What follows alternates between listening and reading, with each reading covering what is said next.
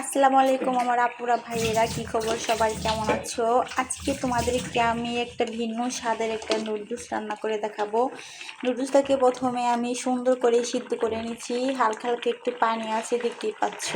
তারপরে আমি পরের পাটে চলে যাব। তারপর আমি ফ্রিজ থেকে দুটো ডিম নিব।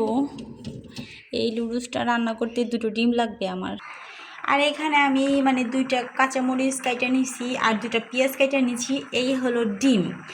এরপরে আমি যা করব তোমরা দেখতে থাকো। এইভাবে যদি নুডলসটা রান্না করে খাও, এত যে ভালো লাগবে বিশ্বাস করো, খেতেই মন চাইবে। এরপরে আমি যা করলাম, তারপরে এখানে দিয়ে দিলাম অল্প একটু তেল, অল্প একটু নয় পরিমাণ মতো তেল দিয়ে দিবা। এরপরে দিয়ে দিছি আমি পেঁয়াজ মরিচটা ভালো করে সুন্দর করে ভেজে নেব। দিয়ে দেবো সামান্য পরিমাণ লবণ। এরপরে দিয়ে দিলাম ডিম। এবার ডিমটা সুন্দর করে ভাঙা নাড়াচাড়া দিব। হ্যাঁ, সবই দেবো, সমস্যা নেই। মশলা কাটে নিছি।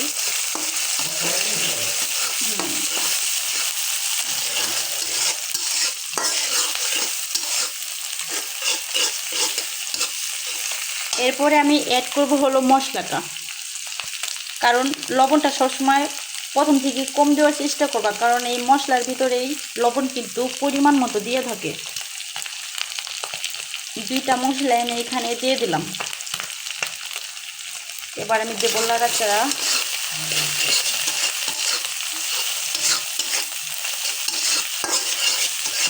যদি এইভাবে বাসায় একদিন ট্রাই করো না, বলবা যে কি নুডলস খাইলাম, অনেক ভালো লাগে নুডলসটা।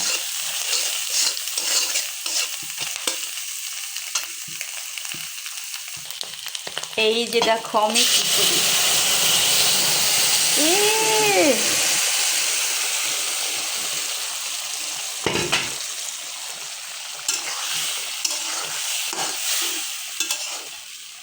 ধোয়ার জন্য তো দেখাই যাইতেছে না।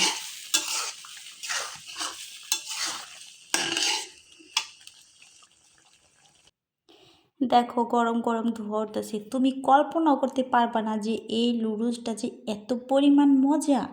তুমি যদি এইভাবে রান্না করে না খাও, তাহলে কিন্তু তুমি একদম বুঝতেই পারবা না। একদিন বাসায় ট্রাই করে খাইও, দেখো যে হ্যাপি টেস্ট। তো আশা করি আমার ভিডিওটা ভালো লাগবে। তো ভালো থেকো সবাই, সুস্থ থেকো। আল্লাহ হাফেজ।